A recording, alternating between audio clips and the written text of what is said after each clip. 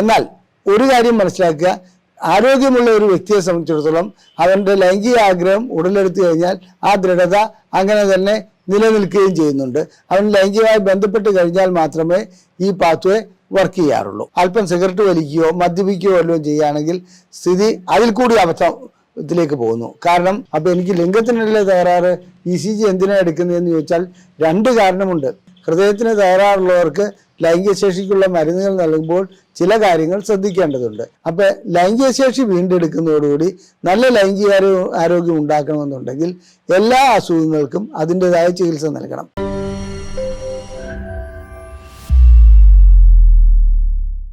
നമസ്കാരം.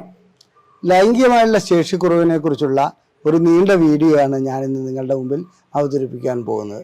നീണ്ട വീഡിയോ എന്ന് ഉദ്ദേശിച്ചതുകൊണ്ട് അതിൻ്റെ കാരണങ്ങൾ എന്താണ്, ഇതെങ്ങനെയാണ് സംഭവിക്കുന്നത്, ഇതിനുള്ള ചികിത്സ എന്താണ്, ഏതെല്ലാം രൂപത്തിലുള്ള ലൈംഗിക ശേഷിക്കുറവുണ്ട്, ആധുനിക ചികിത്സാ സമ്പ്രദായങ്ങൾ എന്തെല്ലാം പുതുതായി ഡെവലപ്പ് ചെയ്തിട്ടുണ്ട്, ഇതെല്ലാമാണ് ഇന്ന് ഞാൻ നിങ്ങളോട് അവതരിപ്പിക്കാൻ പോകുന്നത്. ഞാൻ ഡോക്ടർ അജയൻ വർഗീസ്, കോഴിക്കോട് ജില്ലയിൽ കുന്നമംഗലം പന്തീർപ്പാടത്തുള്ള institute of sexual and reproductive medicine എന്ന സ്ഥാപനത്തിൻ്റെ ഡയറക്ടറാണ്.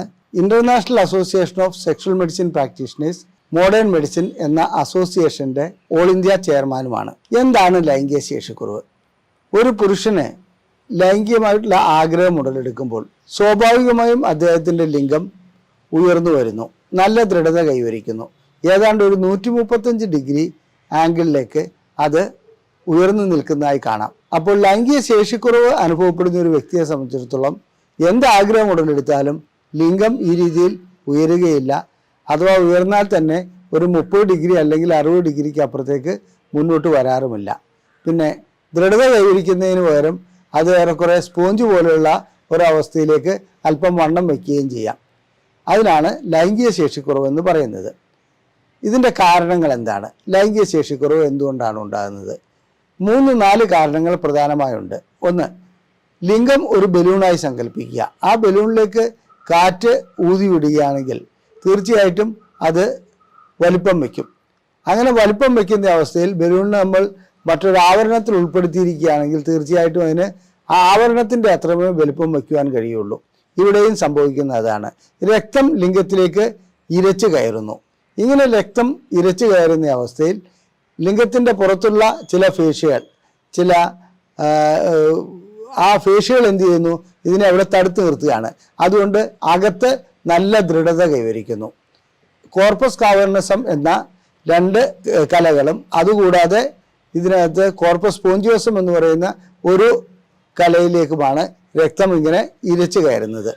ആ രക്തം ഇരച്ചു കയറുന്നതിൻ്റെ ശക്തി അനുസരിച്ച് ലിംഗം ദൃഢത കൈവരിക്കുന്നു. അതിനോടൊപ്പം തന്നെ നമ്മുടെ ലൈംഗികതയെ നിയന്ത്രിക്കുന്ന ചില മസിലുകളുണ്ട്. ആ മസിലുകൾക്ക് ഇഷ്യോകാവനസ് പ്യൂബോകോക്കിസ് എന്നൊക്കെ പറയുന്ന മസിലുകളാണ്. എൻ്റെ പേരെന്തെങ്കിലും ആകട്ടെ, ആ മസിലുകൾക്ക് നല്ലവണ്ണം ദൃഢത കൈവരിക്കുന്നു, അല്ലെങ്കിൽ മസിലുകൾ ചുരുങ്ങുന്നു. ഇതോടുകൂടി ലിംഗം നല്ല ഉയർച്ചയിലേക്ക് വരുന്നു. അതായത് ഒരു ചൊല്ലുണ്ട് ലൈംഗിക ശേഷിക്കുറവിനെ കുറിച്ച്. ആദ്യം സൂര്യനെ നോക്കും, പിന്നെ നേരെ നോക്കും, പിന്നെ ഭൂമിയെ നോക്കും. അപ്പോൾ സൂര്യനെ നോക്കുന്ന അവസ്ഥയിലേക്ക് വന്നാൽ ലൈംഗിക ശേഷിക്കുറവില്ല, അല്ലെങ്കിൽ ദൃഢത കൈവരിക്കുന്നു എന്ന് പറയാൻ കഴിയുള്ളൂ. ഇതിന് രക്തം മാത്രമല്ല, മസിലുകളുടെ പ്രവർത്തനവും അതിനകത്തൊരു ഭാഗമാണ്. അപ്പോൾ തലച്ചോറിൽ നിന്ന് വരുന്ന ചില സിഗ്നലുകളാണ് നട്ടെല്ല് വഴിക്ക്, അതായത് സൂക്ഷ്മനാഡി വഴിക്ക്, പുണരൽ നെർവ് വഴിക്ക് ലിംഗത്തിലേക്ക് എത്തിപ്പെടുന്നത്. ഈ സിഗ്നലുകൾ നമ്മളൊരു സ്ത്രീയെ കാണുമ്പോഴോ അല്ലെങ്കിൽ ലൈംഗികമായി എന്തെങ്കിലും ചിന്തിക്കുമ്പോഴോ നമുക്ക് ലൈംഗികമായിട്ടുള്ള ആഗ്രഹം ഉടലെടുക്കുമ്പോഴോ ഈ സിഗ്നലുകൾ സൂക്ഷ്മനാഡി വഴിക്ക് ലിംഗത്തിലേക്കുള്ള ഞരമ്പുകളിലേക്ക് എത്തുന്നു. ലിംഗത്തിലേക്കുള്ള ഞരമ്പുകളിൽ നിന്ന് അവിടുന്ന് നൈട്രിക് ഓക്സൈഡ് എന്ന ഒരു രാസപദാർത്ഥം പുറപ്പെടുവിക്കുന്നു. ഈ രാസപദാർത്ഥം അവിടെ കോർപ്പസ് കാവേർണസത്തിലുള്ള ലിംഗത്തിനകത്തുള്ള രക്തക്കൊള്ളുകളെയും കോർപ്പസ് കാവേർണസത്തെയും വികസിപ്പിക്കുവാൻ സഹായിക്കുന്നു. അപ്പോൾ ആവശ്യത്തിന് രക്തം ലിംഗത്തിനുള്ളിലേക്ക് വരുന്നു. എന്നാൽ ഇങ്ങനെ ലിംഗത്തിനുള്ളിലേക്ക് വരുമ്പോൾ ഇവിടെ ഒരു പ്രത്യേകതയുണ്ട്. അത് വന്ന് ദൃഢത കൈവരിച്ചു കഴിഞ്ഞാൽ അതിന് ഒരു ആൻറ്റി കെമിക്കലായ സൈക്ലിക് GMP എന്ന ഒരു പാത്വേ വഴിക്ക് അതിനെ ബ്ലോക്ക് ചെയ്യുകയും വീണ്ടും ലിംഗം സാധാരണ അവസ്ഥയിലേക്ക് പോകാറുമുണ്ട്. അതായത് ലിംഗത്തിൻ്റെ ദൃഢത നഷ്ടപ്പെടാറുണ്ട്. എന്നാൽ ഒരു കാര്യം മനസ്സിലാക്കുക, ആരോഗ്യമുള്ള ഒരു വ്യക്തിയെ സംബന്ധിച്ചിടത്തോളം അവൻ്റെ ലൈംഗിക ആഗ്രഹം ഉടലെടുത്തു കഴിഞ്ഞാൽ ആ ദൃഢത അങ്ങനെ തന്നെ നിലനിൽക്കുകയും ചെയ്യുന്നുണ്ട്. അവൻ ലൈംഗികമായി ബന്ധപ്പെട്ട് കഴിഞ്ഞാൽ മാത്രമേ ഈ പാത്വേ വർക്ക് ചെയ്യാറുള്ളൂ. ചിലർക്ക് അതിന് മുമ്പ് തന്നെ വർക്ക് ചെയ്യുകയാണെങ്കിൽ അതിന് ഞങ്ങൾ പറയുന്നത് ബിക്കംസ് ഫ്ലാസിഡ് ഇൻ ബിറ്റ്വീൻ എന്നാണ്. അതായത് ലൈംഗിക ശേഷി അതിൻ്റെ പകുതിക്ക് വെച്ച് തന്നെ ഉദാഹരണ ശേഷി നഷ്ടപ്പെടുന്നു എന്നുള്ളതാണ്. ഇനി ലൈംഗിക ശേഷി ഈ രീതിയിൽ ഇത് വന്നു, അതായത് തലച്ചോറിൽ നിന്നുള്ള സിഗ്നലുകൾ വന്നു. എന്നാൽ ഇതിനൊരു ചാലക ശക്തിയായിട്ട് ഹോർമോണുകളുണ്ട്. എന്തെല്ലാം ഹോർമോണുകളാണ്? ടെസ്റ്റോസ്റ്ററോണാണ് അവിടെ പ്രധാനമായും പങ്കുവഹിക്കുന്നത്. ടെസ്റ്റോസ്റ്ററോണിൻ്റെ അളവ് കുറഞ്ഞാൽ തീർച്ചയായിട്ടും ലൈംഗിക ശേഷി നഷ്ടപ്പെടും. അതുപോലെ തന്നെ മറ്റു ചില ഹോർമോണുകളുണ്ട്. പ്രൊലാക്റ്റിൻ, അതിൻ്റെ അളവ് കൂടിയാൽ ലൈംഗിക ശേഷി നഷ്ടപ്പെടും. ഇനി കോർട്ടിസോൾ എന്ന് പറയുന്ന ഒരു ഹോർമോണിൻ്റെ അളവ് കൂടിയാണെങ്കിൽ തീർച്ചയായിട്ടും അത് നമുക്കൊരു മനപ്രയാസം ഉണ്ടാകുക, നമുക്കൊരു മാനസികമായുള്ള സമ്മർദ്ദം ഉണ്ടാകുക. അത്തരം സന്ദർഭങ്ങളിലാണ് കോർട്ടിസോൾ എന്ന് പറയുന്ന ഹോർമോൺ ഉയരുന്നത്. അപ്പോൾ ടെസ്റ്റോസ്റ്ററോൺ കുറയാറുണ്ട്. അങ്ങനെയും ലൈംഗിക ശേഷി നഷ്ടപ്പെടാറുണ്ട്. ഇനി തൈറോയിഡിന് എന്തെങ്കിലും പ്രശ്നമുണ്ടെങ്കിൽ തീർച്ചയായിട്ടും ലൈംഗിക ശേഷി നഷ്ടപ്പെടും. തൈറോയിഡ് ഹോർമോൺ ഉയരുകയാണെങ്കിലും കുറയുകയാണെങ്കിലും ലൈംഗിക ശേഷി നഷ്ടപ്പെടുന്നതായി കാണാം. അപ്പോൾ ഹോർമോണിൻ്റെ കാര്യം കഴിഞ്ഞു. ഇനി ഹോർമോണിന് ശേഷം നമ്മൾ ശ്രദ്ധിക്കേണ്ട ഒരു ലിംഗത്തിനകത്ത്, ലിംഗത്തിൻ്റെ കോശങ്ങൾക്കകത്ത് എന്തെങ്കിലും തകരാറുണ്ടാകുകയാണെങ്കിൽ ചിലപ്പോൾ ലിംഗം വളഞ്ഞു പോകുന്നതായി കാണാം, അല്ലെങ്കിൽ ലിംഗത്തിന് ദൃഢത കൈവരിക്കാൻ കഴിയാത്തതായി കാണാം. ഇത്തരം അവസ്ഥകളിലും ലൈംഗിക ശേഷിക്കുറവ് അനുഭവപ്പെടുന്നുണ്ട്. ഇനി ലൈംഗിക ശേഷിക്കുറവ് അനുഭവപ്പെടുന്നതിന് ഏതെല്ലാം രോഗങ്ങളാണ് കാരണമായി മാറുന്നത്? അടിസ്ഥാനപരമായി ഞാൻ കാര്യങ്ങൾ പറഞ്ഞു. 3 കാര്യങ്ങളാണ്: രക്തസംബന്ധമായത്, ഹോർമോൺ സംബന്ധമായത്, ഞരമ്പ് സംബന്ധമായത്, അതായത് ന്യൂറോൺ സംബന്ധമായത്. ഈ 3 കാരണങ്ങളാണ് ഏത് രൂപത്തിലുള്ള രോഗം വന്നാലും ഇത് നമ്മുടെ പ്രശ്നങ്ങളിലേക്ക് പോകുന്നത്. അതിലാദ്യം നമുക്ക് പ്രമേഹത്തെ എടുക്കാം. പ്രമേഹം ലൈംഗിക ശേഷിക്കുറവുണ്ടാക്കുന്ന ഒരു വലിയ ഘടകമാണ്. ഈ പ്രമേഹ രോഗം ബാധിച്ച വ്യക്തികളെ സംബന്ധിച്ചിടത്തോളം ലൈംഗിക ശേഷിക്കുറവ് മാത്രമല്ല, അവരുടെ രക്തക്കൊള്ളുകൾക്ക് പ്രശ്നമുണ്ടാകുന്നു, അവരുടെ ഞരമ്പുകൾക്ക് പ്രശ്നമുണ്ടാകുന്നു, അവരിൽ ഹോർമോൺ വ്യതിയാനങ്ങൾ കണ്ടുവരുന്നു. ഇതുപോലെ ഈ 3 മതിയല്ലോ ലൈംഗിക ശേഷിക്കുറവ് ഉണ്ടാക്കാൻ.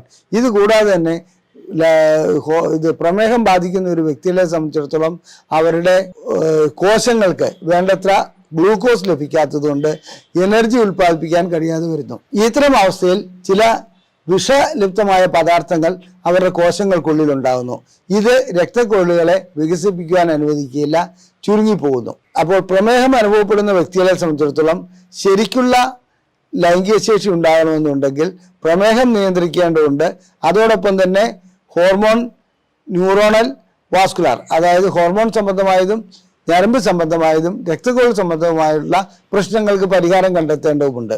പ്രമേഹം ഉള്ള ഒരു വ്യക്തിയെ സംബന്ധിച്ചിടത്തോളം അദ്ദേഹം അതിൻ്റെ കൂട്ടത്തിൽ അല്പം സിഗരറ്റ് വലിക്കുകയോ മദ്യപിക്കുകയോ വല്ലതും ചെയ്യുകയാണെങ്കിൽ സ്ഥിതി അതിൽ കൂടി അബദ്ധത്തിലേക്ക് പോകുന്നു. കാരണം സിഗരറ്റ് വലിക്കുന്നതോടുകൂടി രക്തക്കൊള്ളുകൾ വീണ്ടും ചുരുങ്ങാനുള്ള അവസ്ഥ ഉണ്ടാകുന്നു. നിക്കോട്ടിൻ്റെ പ്രശ്നം വേറെ വഴിക്കൂടെ ആക്ട് ചെയ്യുന്നു. ഞരമ്പുകൾക്ക് തകരാറുണ്ടാക്കുന്നു. പിന്നെ ചെറിയ ചെറിയ രക്തക്കൊള്ളുകൾ അടയുന്നുള്ളത് ഉറപ്പുമാണ്. അപ്പോൾ അതുകൊണ്ട് പ്രമേഹത്തിൻ്റെ കൂടെ മറ്റ് സിഗരറ്റ് വലിക്കുന്ന വ്യക്തികൾക്ക് ലൈംഗിക ശേഷി വീണ്ടെടുക്കുവാൻ വളരെയധികം കഠിന പ്രയത്നം ചെയ്യേണ്ടി വരും. ഇനി നമുക്ക് പ്രഷറിലേക്ക് പോകാം. പ്രഷർ അനുഭവപ്പെടുന്ന വ്യക്തികളെ സംബന്ധിച്ചിടത്തോളം അവരുടെ രക്തക്കൊള്ളുകളുടെ ഉൾഭാഗമായിട്ടുള്ള എൻഡോത്തീലിയം തകരാറിലാകുന്നു. അതിന് മുറിവുണ്ടാകുന്നു. എൻഡോത്തീലിയത്തിൽ നിന്നാണ് നൈട്രിക് ഓക്സൈഡ് പുറപ്പെടുവിക്കുന്നത്. അതുകൊണ്ട് തന്നെ പ്രഷർ അനുഭവപ്പെടുന്ന വ്യക്തികളുടെ എൻഡോത്തീലിയം തകരാറിലാകുമ്പോൾ ലിംഗത്തിൻ്റെ രക്തക്കൊള്ളുകളും ഇതേ രീതിയിലുള്ള അനുഭവം ഉണ്ടാകുന്നു. അതുകൊണ്ട് അവരുടെ രക്തക്കൊള്ളുകൾക്ക്, അതായത് ലിംഗത്തിൻ്റെ രക്തക്കൊള്ളുകൾക്ക് വേണ്ടത്ര രീതിയിൽ വികസിക്കാൻ കഴിയാതെ വരുന്നു. അതുകൊണ്ട് ലൈംഗിക ശേഷിക്കുറവ് ഉണ്ടാകുന്നുണ്ട്. പ്രഷർ വേണ്ട രീതിയിൽ പരിഹരിക്കുകയാണെങ്കിൽ അതിനുള്ള പരിഹാരവുമാവും. എന്നാൽ പ്രഷറിന് കഴിക്കുന്ന ഗുളികകൾ ലൈംഗിക ശേഷിക്കുറവ് ഉണ്ടാക്കാറുണ്ട്. അതായത് ബീറ്റാ ബ്ലോക്കേഴ്സ് ഗണത്തിൽപ്പെട്ട ചില ഗുളികകൾ, അതായത് അറ്റനോൾ പോലെയുള്ള ഗുളികകൾ ലൈംഗിക ശേഷിക്കുറവ് ഉണ്ടാക്കും. അത്തരം ഗുളികകൾ മാറ്റി സുരക്ഷിതമായ മറ്റു ഗുളികകളിലേക്ക് പോവുകയാണ് ലൈംഗിക ശേഷിക്കുറവ് അനുഭവപ്പെടുന്ന പ്രഷർ രോഗികൾ ചെയ്യേണ്ടത്. ഇതുകൂടാതെ ഡയൂറിറ്റിക്സ് ഗണത്തിൽപ്പെട്ട, അതായത് തയാസൈഡ് അതുപോലെയുള്ള ഗുളികകൾ ലൈംഗിക ശേഷിക്കുറവ് ഉണ്ടാക്കുന്നുണ്ട്. അതിൻ്റെ കാരണം അത് ടെസ്റ്റോസ്റ്ററോൺ ഹോർമോണിൻ്റെ റിസപ്റ്റേഴ്സുമായിട്ട് മത്സരം നടത്തുന്നു എന്നുള്ളതിലാണ്. അപ്പോൾ ടെസ്റ്റോസ്റ്ററോണിന് വേണ്ടത്ര രീതിയിൽ പ്രവർത്തിക്കാൻ കഴിയാതെ വരുന്ന ഒരവസ്ഥ സംജാതമാകുന്നു. അതുകൊണ്ട് പ്രഷർ രോഗികളെ സംബന്ധിച്ചിടത്തോളം ലൈംഗിക ശേഷിക്കുറവ് പ്രഷർ രോഗമുണ്ടാക്കുന്നുണ്ട്. അതുപോലെ തന്നെ അതിന് കഴിക്കുന്ന മരുന്നുകളും ഉണ്ടാക്കുന്നുണ്ട്. മരുന്നുകളിൽ പ്രധാനപ്പെട്ടതാണ് ബീറ്റാ ബ്ലോക്കേഴ്സും ഡയൂറിറ്റിക്സും. അത് മാറ്റി മറ്റു രൂപത്തിലുള്ള മരുന്നുകൾ കഴിക്കണമെന്നുള്ളതാണ് എൻ്റെ അഭ്യർത്ഥന. ഇനി നമുക്ക് കൊളസ്ട്രോളിലേക്ക് വരാം. അതായത് ഹൈപ്പർ ലിപ്പിഡിമിയ എന്ന് പറയുന്ന കൊളസ്ട്രോളിൻ്റെ അവസ്ഥ. കൊളസ്ട്രോൾ 5 രൂപത്തിലുണ്ട്. അതായത് ലിപ്പിഡ് പ്രൊഫൈൽ എന്ന് ടെസ്റ്റ് ചെയ്യുമ്പോൾ നിങ്ങൾക്കത് അറിയാൻ കഴിയും. നോർമൽ കൊളസ്ട്രോൾ ഉണ്ട്, ട്രൈഗ്ലിസറൈഡ് ഉണ്ട്, LDL ഉണ്ട്, അതുപോലെ തന്നെ HDL ഉണ്ട്. ഇതിൽ HDL ഒഴിച്ച് ബാക്കി എല്ലാ കൊളസ്ട്രോളുകളും അപകടകാരികളാണ്. അപ്പോൾ അങ്ങനെ കൊളസ്ട്രോളിൻ്റെ ലെവൽ കൂടുകയാണെങ്കിൽ രക്തക്കൊള്ളുകളുടെ ഉൾഭാഗത്ത് ഇവ വന്ന് അടിഞ്ഞു ചേരുകയും രക്തക്കൊള്ളുകൾക്ക് ബ്ലോക്ക് ഉണ്ടാകുകയും ചെയ്യുന്നു. ഞാൻ നേരത്തെ സൂചിപ്പിച്ച രക്തം വേണ്ടത്ര രീതിയിൽ ലിംഗത്തിലേക്ക് പമ്പ് ചെയ്യാൻ പറ്റാത്ത ഒരവസ്ഥ കൊളസ്ട്രോൾ കൂടുന്നതുകൊണ്ടുണ്ടാകുന്നുണ്ട്. രക്തക്കൊള്ളുകൾക്ക് ഉൾവ്യാസം കുറയുന്നു, അതുകൊണ്ട് വേണ്ടത്ര രക്തം ലിംഗത്തിലേക്ക് എത്താതെ വരുന്നു. ഇനി കൊളസ്ട്രോളിനുള്ള ചികിത്സ നല്ല വ്യായാമം ചെയ്യുക, അതുപോലെ തന്നെ അതിനുള്ള മരുന്നുകൾ കഴിക്കുക, ആഹാരത്തിൽ നിയന്ത്രണം വേണം. ഈ 3 കാര്യങ്ങളും പ്രഷറിനും പ്രമേഹത്തിനും എല്ലാം ബാധകമാണ്. അതായത് ആഹാരവും വ്യായാമവും പിന്നെ അതുപോലെ തന്നെ നമ്മൾ മരുന്നുകൾ കഴിക്കേണ്ടതും. ഇനി തലച്ചോറിനെ ബാധിക്കുന്ന ചില അസുഖങ്ങളായ പാർക്കിൻസൺസ് ഡിസീസ്, മൾട്ടിപ്പിൾ സ്ക്ലിറോസിസ്, ഈ സംഭവങ്ങളിൽ ഇത്തരം രോഗങ്ങളിൽ ലൈംഗിക ശേഷിക്കുറവ് കാണപ്പെടാറുണ്ട്. ലൈംഗിക ശേഷിക്കുറവ് ആ രീതിയിൽ കാണപ്പെടുമ്പോൾ പാർക്കിൻസൺസ് ഡിസീസിന് കഴിക്കുന്ന ചില മരുന്നുകളും ലൈംഗിക ശേഷിക്കുറവ് ഉണ്ടാക്കുന്നുണ്ട്. ഇനി അടുത്തായി പ്രധാനപ്പെട്ടത് മരുന്നുകൾ വഴിക്ക് എങ്ങനെയാണ് ലൈംഗിക ശേഷിക്കുറവ് ഉണ്ടാകുന്നതെന്നാണ്. ചില മരുന്നുകൾ ലൈംഗിക ശേഷിക്കുറവ് ഉണ്ടാക്കുന്നുണ്ട്. തീർച്ചയായിട്ടും ഹോർമോൺ ഇതിനൊരു പ്രധാനപ്പെട്ട ഘടകമാണ്. ആ ഹോർമോൺ ഉൽപ്പാദിപ്പിക്കുന്നതിന് തടസ്സം നിൽക്കുന്ന എല്ലാ മരുന്നുകളും തന്നെ ലൈംഗിക ശേഷിക്കുറവ് ഉണ്ടാക്കും. പിന്നെ ഞാൻ നേരത്തെ സൂചിപ്പിച്ചു, പ്രഷറിന് കഴിക്കുന്ന ബീറ്റാ ബ്ലോക്കേഴ്സ്, തയാസൈഡ് അഥവാ ഡയോറിറ്റിക്സ് ഗണത്തിൽപ്പെട്ട ഗുളികകൾ ലൈംഗിക ശേഷി കുറയ്ക്കും. ഇത് കൂടാതെ മറ്റൊരു കാര്യം കൂടിയുണ്ട്. മാനസിക രോഗത്തിന് കഴിക്കുന്ന ഒട്ടുമിക്ക മരുന്നുകളും ലൈംഗിക ശേഷിക്കുറവ് ഉണ്ടാക്കുന്നുണ്ട്. മാനസിക രോഗം തന്നെ ഒരു രീതിയിൽ ചിലപ്പോൾ ലൈംഗിക അതിക്രമങ്ങളിലേക്ക് പോകാറുണ്ട്, ചിലപ്പോൾ തീരെ ലൈംഗിക ശേഷിയില്ലാത്ത അവസ്ഥയിലേക്കും വരാറുണ്ട്.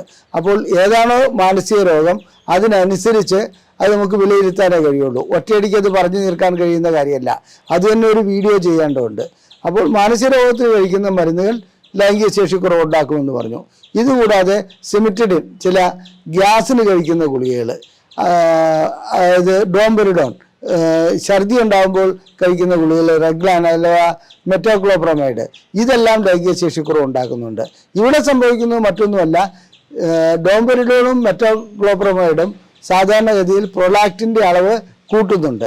മെഡിക്കൽ ഷോപ്പിൽ ചെന്ന് ഗ്യാസിൻ്റെ ഗുളിക വാങ്ങിക്കഴിക്കുന്ന എല്ലാ രോഗികളും ശ്രദ്ധിക്കേണ്ട ഒരു കാര്യം, അതിൻ്റെ കൂട്ടത്തിൽ ഒമിപ്രസോൾ ഡി, പാൻഡോപ്രസോൾ ഡി, ഇങ്ങനെയുള്ള ഡി ഗണത്തിൽപ്പെട്ട, അതിൻ്റെ അവസാനം ഡി ഉണ്ടെങ്കിൽ ആ ഗുളികകൾ തീർച്ചയായിട്ടും സ്ഥിരമായി കഴിച്ചാൽ ലൈംഗിക ശേഷിക്കുറവ് അനുഭവപ്പെടാറുണ്ട്. ഇനി സൈക്കോളജിക്കലായിട്ടുള്ള ലൈംഗിക ശേഷിക്കുറവിനെ കുറിച്ച് നമുക്ക് ചിന്തിക്കാം. അതിൽ ഏറ്റവും പ്രധാനപ്പെട്ടത് പെർഫോമൻസ് ആങ്സൈറ്റിയാണ്. ലൈംഗികമായി ബന്ധപ്പെടുവാനുള്ള കഴിവ് തനിക്കുണ്ടോ എന്ന് ഒരു വ്യക്തിക്ക് സംശയം തോന്നുന്നു. അദ്ദേഹത്തിൻ്റെ ലിംഗത്തിന് വലിപ്പം പോരാ, അല്ലെങ്കിൽ അതിന് ദൃഢത പോരാ, അങ്ങനെയൊക്കെ സ്വയം അങ്ങോട്ട് തീരുമാനിക്കുകയാണ്. അത്തരം വ്യക്തികൾക്ക് ലൈംഗിക ശേഷിക്കുറവ് അനുഭവപ്പെടുന്നത് മാനസിക പ്രശ്നങ്ങൾ മാത്രമാണ്. അത് കൗൺസിലിങ്ങിലൂടെയും സൈക്കോതെറാപ്പിയിലൂടെയും അതുപോലെ തന്നെ ചില മരുന്നുകൾ വഴിക്കും അത് ചികിത്സിച്ച് മാറ്റാവുന്നതാണ്. മറ്റൊന്ന്, ലൈംഗികമായിട്ടുള്ള ശേഷിക്കുറവ് അനുഭവപ്പെടുന്നതിന് സൈക്കോളജിക്കൽ വശം വരുന്നത് നമ്മളെ സംബന്ധിച്ചിടത്തോളം മാനസികമായിട്ടൊരു ബിസിനസ് പരാജയം ഉണ്ടായിക്കഴിഞ്ഞാൽ തൻ്റെ ബ്രെയിൻ ലൈംഗികമായിട്ടുള്ള ഭാഗം ഉത്തേജിപ്പിക്കപ്പെടാതെ മറ്റു ഭാഗങ്ങൾ മാത്രം പ്രവർത്തിക്കുന്ന ഒരവസ്ഥ വരും. ആ അവസ്ഥയിലും ലൈംഗിക ശേഷിക്കുറവ് അനുഭവപ്പെടാറുണ്ട്. ഇനി പക വരിക, ഒരുത്തിനോട് ഭയങ്കരമായിട്ട് ദേഷ്യം തോന്നുക, അവനെ തകർക്കണമെന്നുള്ള ബിസിനസ് രീതിയിലോ അല്ലെങ്കിൽ മറ്റേതെങ്കിലും രീതിയിൽ ബ്രെയിനിൽ അങ്ങനെ ഒരു ചിന്ത ഉടലെടുക്കുകയാണെങ്കിൽ തീർച്ചയായിട്ടും ലൈംഗികമായിട്ടുള്ള ശേഷിക്കുറവ് ഉണ്ടാവും. കാരണം അതിനുവേണ്ടി മാത്രം ബ്രെയിൻ വർക്ക് ചെയ്തുകൊണ്ടിരിക്കും. പിന്നെ തൻ്റെ ഇണയെ സംശയിക്കുകയാണെങ്കിൽ ലൈംഗിക ശേഷിക്കുറവ് അനുഭവപ്പെടുന്ന അവസ്ഥ വരാറുണ്ട്. അതിനും പരിഹാരം കൗൺസിലിങ്ങും അതുപോലുള്ള സൈക്കോതെറാപ്പിയും മാത്രമാണ്. ഇനി മറ്റൊരു രീതിയിലുള്ള ലൈംഗിക ശേഷിക്കുറവ് എന്ന് പറയുമ്പോൾ സ്വന്തം ഭാര്യയോട് ലൈംഗിക ശേഷിക്കുറവ് അനുഭവപ്പെടുന്നു, മറ്റേതെങ്കിലും സ്ത്രീകളോട് ലൈംഗിക ശേഷിക്കുറവ് അനുഭവപ്പെടുന്നില്ല. ഒറ്റയടിക്ക് ഇത് സൈക്കോളജിക്കൽ ഇഷ്യൂ ആണെന്നുള്ളത് നമുക്ക് മനസ്സിലാക്കാം. എന്നിരുന്നാലും സ്വന്തം ഭാര്യയോട് അനുഭവപ്പെടുന്നു, അവിടെ ഹോർമോൺ ലെവലിൽ വ്യതിയാനം ഉണ്ടായിട്ടുണ്ടോ എന്നുള്ളത് നമ്മൾ അന്വേഷിക്കേണ്ടതുണ്ട്. കാരണം പുരയ്ക്ക് തീ പിടിച്ചു കഴിഞ്ഞാൽ ഏത് വ്യക്തിയും PT ഉഷ ഓടുന്നതിനേക്കാളും നന്നായിട്ട് ഓടും. അതുപോലെ തന്നെയാണ് പുറത്തൊരിടത്ത് ചെല്ലുമ്പോൾ അദ്ദേഹത്തിനുള്ള എനർജി, അതായത് ഹോർമോണും കാര്യങ്ങളും കൂടുതലായി ഉൽപ്പാദിപ്പിക്കപ്പെടുന്നുണ്ട്. മറിച്ചും സംഭവിക്കാറുണ്ട്. മറ്റൊരു സ്ത്രീയുമായി ലൈംഗിക ബന്ധത്തിൽ ഏർപ്പെടാൻ ശ്രമിക്കുന്ന വ്യക്തികൾക്ക് ചിലപ്പോൾ അതിന് കഴിയാതെ വരുന്നു, സ്വന്തം ഭാര്യയുടെ അടുക്കൽ ഒരു പ്രശ്നവും ഇല്ലാതെ വരുന്നു. ഇതിൻ്റെ കാരണം കുറ്റബോധം കൊണ്ടുണ്ടാകുന്ന സൈക്കോളജിക്കൽ ഡിസോർഡറാണ്. അതിനും പരിഹാരം മറ്റുള്ളവർക്ക് പോകാതിരിക്കുക എന്നുള്ളത് തന്നെയാണ്. അത് സാമൂഹികമായിട്ടുള്ള ഒരു ചോദ്യമാണ്. അതിനകത്ത് മറ്റു കാര്യങ്ങളെക്കുറിച്ച് ഞാൻ കൂടുതലായി കടക്കുന്നില്ല. ഇനി ഇതിൻ്റെ ചികിത്സകൾ ഏതെല്ലാം രൂപത്തിലുള്ളതാണ്, ലൈംഗിക ശേഷിക്കുറവിന് ഏതെല്ലാം രൂപത്തിലുള്ള ചികിത്സയാണ്. ആ ചികിത്സ നമ്മൾ ചെയ്യുന്നതിന് മുമ്പ് നമ്മൾ ആദ്യം വ്യക്തികളുടെ ഹിസ്റ്ററി മനസ്സിലാക്കണം. അവർ ഏതെല്ലാം മരുന്നുകൾ കഴിക്കുന്നുണ്ട്, എന്തെല്ലാം അസുഖങ്ങൾ അവർക്കുണ്ട്, ഇത് ഉടലെടുക്കുവാൻ അവർക്ക് എന്തെങ്കിലും പ്രത്യേകിച്ച് കാരണങ്ങളുണ്ടോ, ഏതെങ്കിലും അസുഖം വന്നതിന് ശേഷമാണോ, അല്ലെങ്കിൽ എന്തെങ്കിലും വേറെ രീതിയിലുള്ള മാനസികമായിട്ടുള്ള ആഘാത ബിസിനസ് തകർന്നതിന് ശേഷമാണോ, ഇങ്ങനെയുള്ള കാര്യങ്ങളെല്ലാം ചോദിച്ചറിയേണ്ടതുണ്ട്. പ്രത്യേകിച്ചും ഇന്നത്തെ ഈയിടെയായി വളരെയധികം രോഗികൾ ഇവിടെ വരാറുണ്ട്. സാർ, എനിക്ക് കൊറോണ വരെ ഒരു കുഴപ്പമില്ലായിരുന്നു, കൊറോണ കഴിഞ്ഞതിന് ശേഷമാണ് ലൈംഗിക ശേഷിക്കുറവ് അനുഭവപ്പെട്ടതെന്ന് പറഞ്ഞ്. കൊറോണ കഴിഞ്ഞതിന് ശേഷം കാണപ്പെടുന്ന ലൈംഗിക ശേഷിക്കുറവ് പലതും പരിശോധനകളിൽ അതിൻ്റേതായ കാരണങ്ങളൊന്നുമല്ല, സ്വാഭാവികമായിട്ടുള്ള കാരണമാണെന്നാണ് മനസ്സിലാക്കിയിട്ടുള്ളത്. എന്നിരുന്നാലും കൊറോണ വന്നതിന് ശേഷം ICUവിലും മറ്റും കിടന്ന രോഗികൾക്ക് അതുകൊണ്ട് ലൈംഗിക ശേഷിക്കുറവ് അനുഭവപ്പെടില്ല എന്ന് പറയാറായിട്ടില്ല. അതിനുള്ള പഠനങ്ങൾ നടന്നു വരുന്നതേ ഉള്ളൂ. മറ്റ് വേറെ ആക്സിഡൻ്റ് ഉണ്ടാകുക, മരത്തിൽ നിന്ന് വീണു, നട്ടലിന് ക്ഷതമേറ്റു, അപ്പോൾ സ്പൈനൽ കോഡിന് തകരാറുണ്ടായിക്കഴിഞ്ഞാൽ ലൈംഗിക ശേഷി നഷ്ടപ്പെടാറുണ്ട്. അതുപോലെ അവിടെ സ്പൈനൽ കോഡിനെ ബാധിക്കുന്ന മറ്റ് അസുഖങ്ങളുണ്ടായാൽ ലൈംഗിക ശേഷി നഷ്ടപ്പെടാറുണ്ട്. അതിനൊക്കെ ആ രീതിയിലുള്ള ചികിത്സയാണ് ആവശ്യം. ഇനി തുടക്കത്തിൽ തന്നെ ഹിസ്റ്ററിയിൽ നിന്ന് നമുക്ക് ഇവരിൽ നിന്ന് ചോദിച്ചറിയുന്നതിൽ നിന്ന് നമുക്ക് കുറച്ച് കാര്യങ്ങൾ മനസ്സിലാക്കാൻ കഴിയും. ആ കാര്യങ്ങൾ മനസ്സിലാക്കിയതിന് ശേഷം അതിനനുസരിച്ചുള്ള പരിശോധനകളിലേക്ക് പോവുകയാണ് വേണ്ടത്. അപ്പോൾ പരിശോധനകൾ എന്തെല്ലാമാണെന്നുള്ളത് ഞാനൊന്ന് വിശദീകരിക്കാം. അപ്പോൾ നമുക്ക് പരിശോധനകൾ എന്തെല്ലാമാണെന്നുള്ളത് നോക്കാം. പരിശോധനകളെ സംബന്ധിച്ചിടത്തോളം ആദ്യമായി രക്തം പരിശോധിക്കേണ്ടതുണ്ട്. അതിനു മുമ്പ് തന്നെ ശരിക്കും അദ്ദേഹത്തിൻ്റെ പ്രശ്നങ്ങൾ എങ്ങനെയുണ്ട്, ലിംഗം എങ്ങനെയുണ്ട്, ഇതെല്ലാം ശാരീരികമായിട്ടുള്ള പരിശോധന നടത്തണം. എവിടെയെങ്കിലും കഴകളുണ്ടോ, അതായത് ലിംനോട്ട്സ് ഉണ്ടോ, അങ്ങനെയുള്ള പരിശോധനകൾ നടത്തണം. ബാക്കി ജനറലായിട്ട് ഡോക്ടർമാർ ചെയ്യുന്ന എല്ലാ ദേഹപരിശോധനയും അതിനകത്ത് നടത്തേണ്ടതുണ്ട്. ഇനി അതിനുശേഷമാണ് രക്തപരിശോധനയിലേക്ക് പോകുന്നത്. രക്തപരിശോധനയിൽ എല്ലാ രീതിയിലുള്ള മെഡിക്കൽ ചെക്കപ്പും ചെയ്യണം. കാരണം മെഡിക്കൽ ചെക്കപ്പ് ചെയ്യണമെന്ന് പറയുന്നതിൽ അതായത് lipid profile, LFT, liver function test, ലിവറിന് എന്തെങ്കിലും തകരാറുണ്ടായാൽ ലൈംഗിക ശേഷിയെ ബാധിക്കാറുണ്ട്. ചില ഹോർമോണുകൾ ഉൽപ്പാദിപ്പിക്കുന്നതിൻ്റെ അടിസ്ഥാന പ്രവർത്തനം ലിവറിൽ വെച്ചാണ് നടക്കുന്നത്. അതുപോലെ തന്നെ റീനൽ ഫങ്ഷൻ ടെസ്റ്റ്, കിഡ്നിക്ക് പ്രശ്നങ്ങൾ ഉണ്ടായിക്കഴിഞ്ഞാൽ ലൈംഗിക ശേഷിക്കുറവ് ഉണ്ടാകാറുണ്ട്. അപ്പോൾ അത്തരം ടെസ്റ്റുകളെല്ലാം ചെയ്യണം. സിങ്ക് ചെയ്യണം, കാൽസ്യം ചെയ്യണം, ഫോസ്ഫറസ് ചെയ്യണം, മഗ്നീഷ്യം കഴിയുമെങ്കിൽ മഗ്നീഷ്യം ചെയ്യണം. ഇങ്ങനെയുള്ള ടെസ്റ്റുകളെല്ലാം ചെയ്യേണ്ടതുണ്ട്. അതുകൂടാതെ ഹോർമോണുകളിലേക്ക് വരുമ്പോൾ ടെസ്റ്റോസ്റ്ററോൺ, അത് രാവിലെ ഒരു 10-11 മണിക്കുള്ളിൽ എടുക്കുന്നതാണ് നല്ലത്. ഇല്ലെങ്കിൽ വൈകുന്നേരം എടുക്കുകയാണെങ്കിൽ അതിൻ്റെ അളവ് അനുസരിച്ച് കുറവായിരിക്കുമെന്ന് മാത്രം. ടെസ്റ്റോസ്റ്ററോൺ ചെയ്യണം. അതുപോലെ തന്നെ പ്രൊലാക്റ്റിൻ ഹോർമോൺ ചെയ്യണം. അത് പൂൾഡ് പ്രൊലാക്റ്റിൻ ആയിരിക്കും മിക്കപ്പോഴും നന്നാകുക. എന്ന് പറഞ്ഞാൽ 1, 2, 3 തവണ ബ്ലഡ് എടുത്തിട്ട് മിക്സ് ചെയ്തിട്ട് ചെയ്യുന്ന ഒരവസ്ഥ. പിന്നെ തൈറോയിഡിൻ്റെ എല്ലാ ടെസ്റ്റും ചെയ്യണം. അങ്ങനെ പിന്നെ PSA, പ്രോസ്റ്റേറ്റ് ഗ്രന്ഥിയുടെ ടെസ്റ്റ് ചെയ്യേണ്ടതുണ്ട്. അതിൻ്റെ പ്രോസ്റ്റേറ്റ് സ്പെസിഫിക് ആൻറ്റിജൻ നോക്കേണ്ടതുണ്ട്. HbA1c ചെയ്യുന്നുണ്ട്. കാരണം വെച്ചിട്ടുണ്ടെങ്കിൽ ഷുഗർ ഉണ്ടെങ്കിലും ഇല്ലെങ്കിലും ഇതിന് HbA1c ചെയ്യുന്നത് വളരെ നല്ലതാണ്. അത് 3 മാസത്തിലൊരിക്കൽ ഉള്ള ഷുഗറിൻ്റെ കൺട്രോളിങ് എങ്ങനെയുണ്ടെന്ന് നോക്കുന്നത്.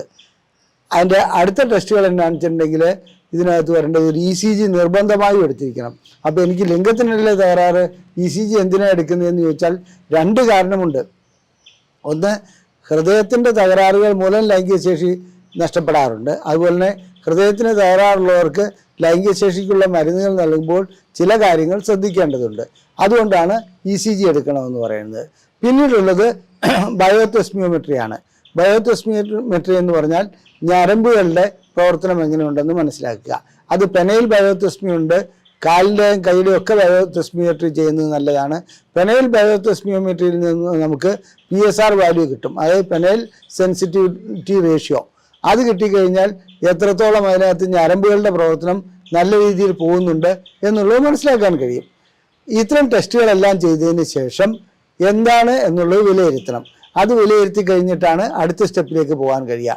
ഇതുകൂടാതെ പ്രധാനപ്പെട്ട ഒരു ടെസ്റ്റ് ഉണ്ട്, pharmacologically induced penile erection test. അതായത് ലിംഗത്തിലേക്ക് ഒരു ഇഞ്ചക്ഷൻ വെച്ച് നോക്കുക. ആ ഇഞ്ചക്ഷൻ വെച്ചിട്ട് ബ്ലോക്ക് നീങ്ങി ലിംഗം നല്ല രീതിയിൽ ഉദ്ധരിക്കുന്നുണ്ടോ എന്ന് നോക്കുക.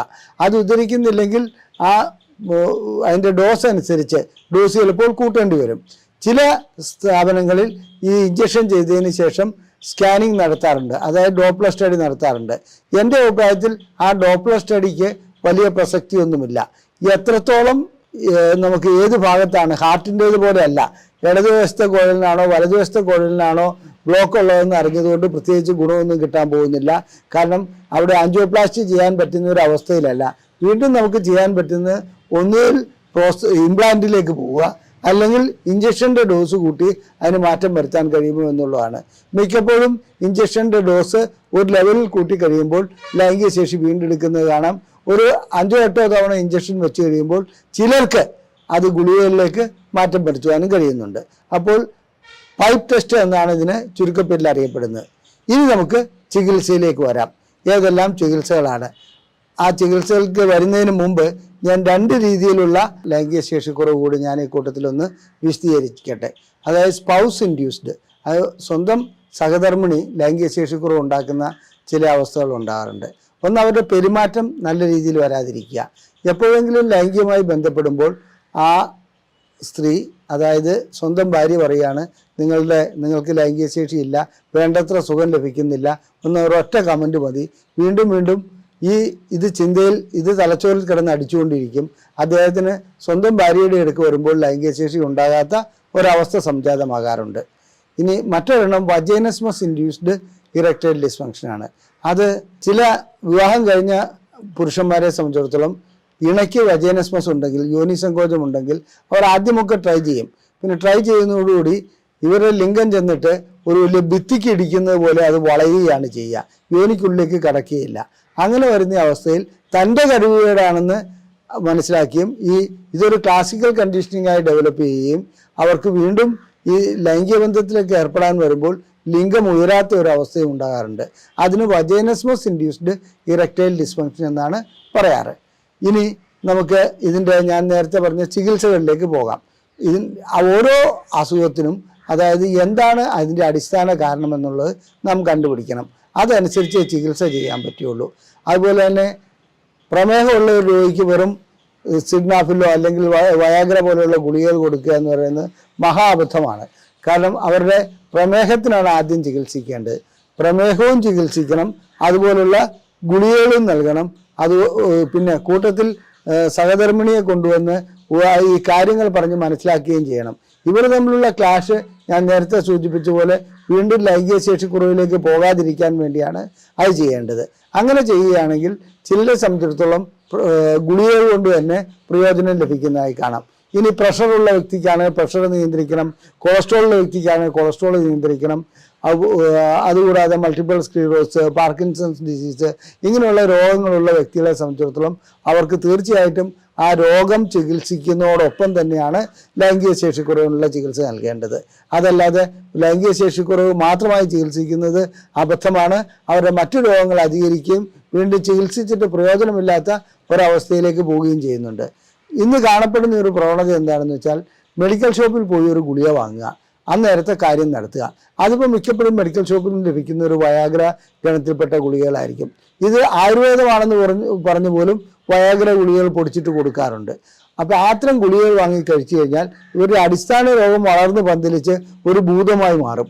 അതിനുള്ള അവസ്ഥ സൃഷ്ടിക്കാതെ വ്യക്തമായ ചികിത്സ ചെയ്യുകയാണ് വേണ്ടത്. അപ്പോൾ കാരണം എന്താണെന്ന് കണ്ടുപിടിക്കുക. അപ്പോൾ ആദ്യത്തെ പടി നമ്മൾ പറഞ്ഞു ഗുളികകളാണ്. അത് പല രൂപത്തിലുള്ള ഗുളികകളുണ്ട്.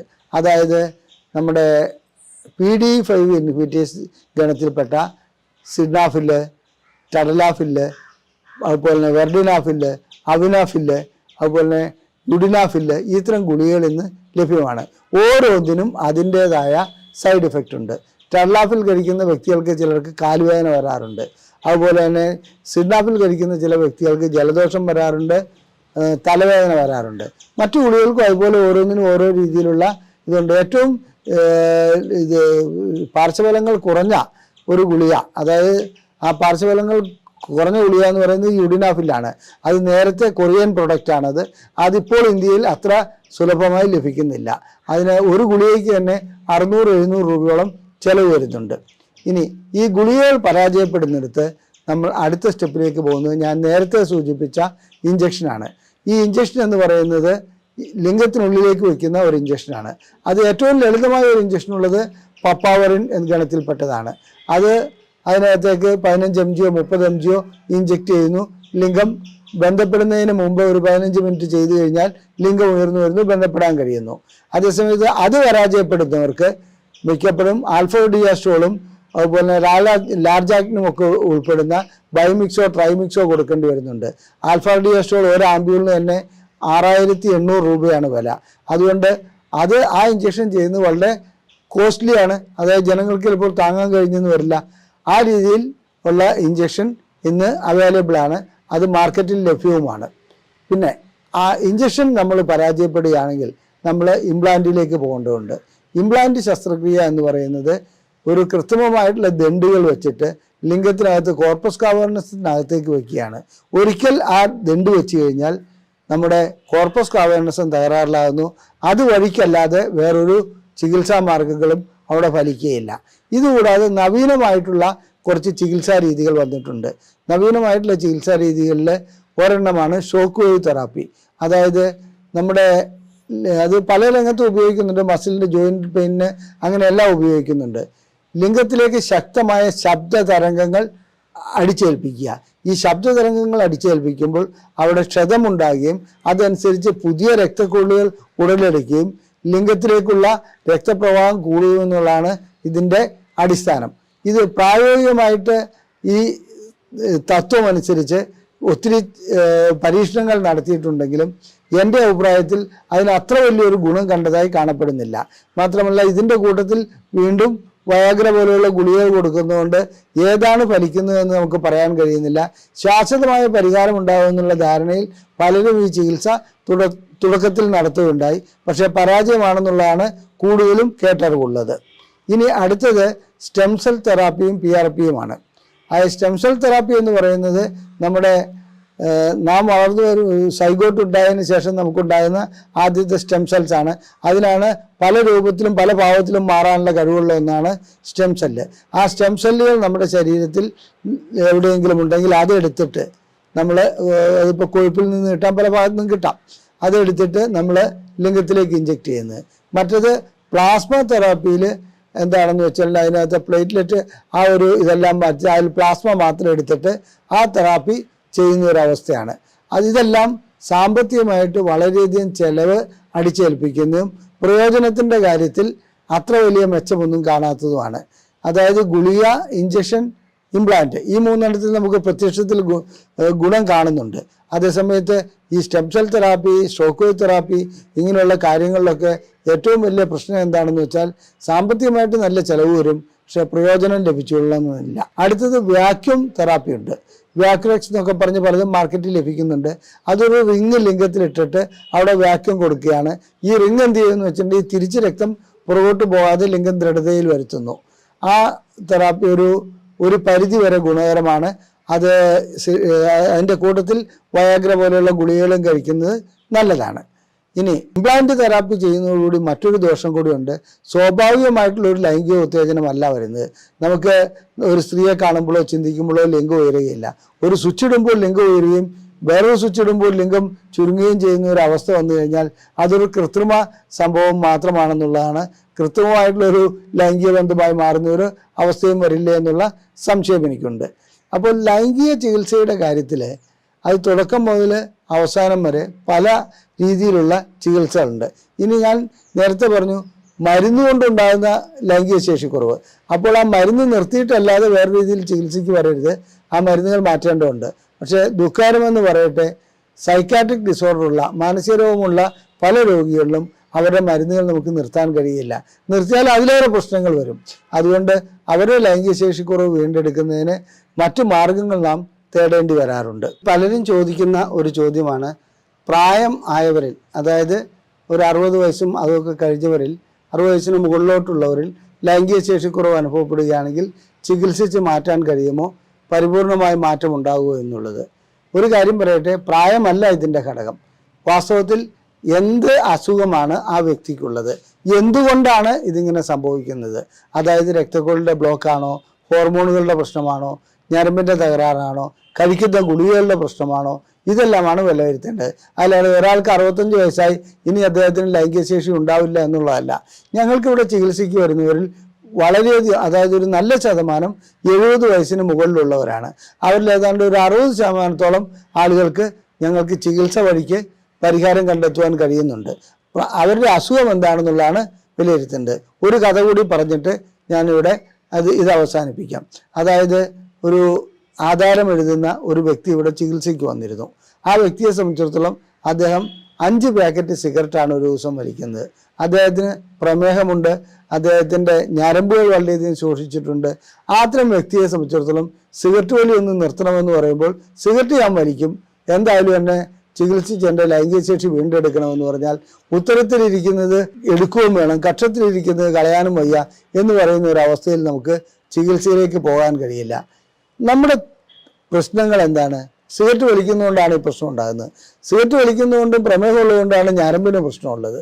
അപ്പം അതിന് പരിഹാരം കണ്ടെത്താതെ ഒരു രീതിയിലുള്ള ചികിത്സയും നടത്താൻ കഴിയില്ല. അദ്ദേഹത്തെ സംബന്ധിച്ചിടത്തോളം 40-45 വയസ്സേ ആയിട്ടുള്ളൂ.